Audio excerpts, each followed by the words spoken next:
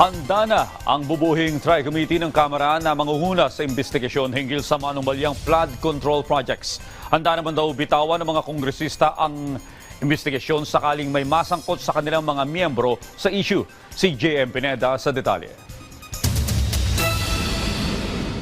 Walang sasantuin at patas. Ganyan ang prinsipyo ng bubuing Tri-Committee hearing ng House of Representatives kaugnay sa anomalya sa mga flood control projects. Pinakamahalaga po talaga dito na evidence-centered, document-centered, testimony-centered po talaga yung pagsisiyasat para hindi rin ho talaga masabi na meron ho tayong pinagtatakpan. Kasama sa TRICOM ang committee ni Congressman Terry Ridon na House Committee on Public Accounts, House Committee on Public Works at House Committee on Good Governance. Ano nga ba ang siste kung nabuo na ang tatlong komite?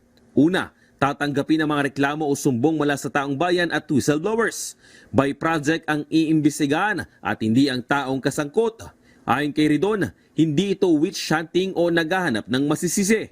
Kaya nga ho, the method is not to focus on personalities, whether they're legislators, whether they're contractors.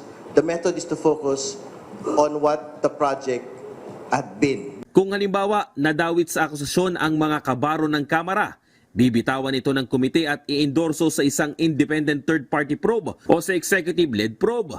Ito'y para hindi mabahiran ang investigasyon ng House of Representatives. For example, Project A.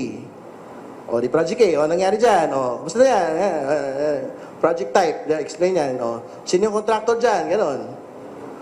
Tapos, in the course of it, may whistleblower. Ay, si Kong A, kumuha ng kickback dyan. Yun yung una. O kaya, si Kong A, siya yung nagsabi sa amin dito na kunin namin yung ano na yan, yung project na yan. Diba? Madidisclose yun in the course of that particular inquiry on that project eh. Diba? Whistleblowing yun eh. O di napangalanan na yun, si Kong A. In the course of it, siyempre, napangalan siya, obviously we'll ask him to explain. As soon as he gets to explain, we will recuse. And then endorse it to the third-party probe if it gets to be created or to the executive-led probe. Sa napipintong pagdinig, posibleng imbitahan si Baguio City Mayor Benjamin Magalong para makuha ang mga pangalan ng 67 congressmen na contractors. Sinabi ng alkalde na 30 hanggang 40% ang kickback ng mga mambabatas mula sa flood control projects.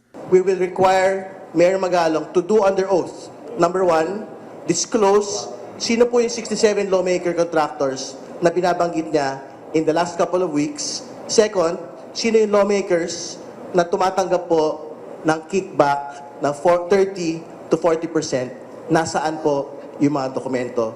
He has to be able to do it under oath. Wala pang ibinigay na araw o buwan kung kailan magsisimula ang pagdinig ng Tri-Committee kaugnay sa umano'y anomalya sa mga flood control projects.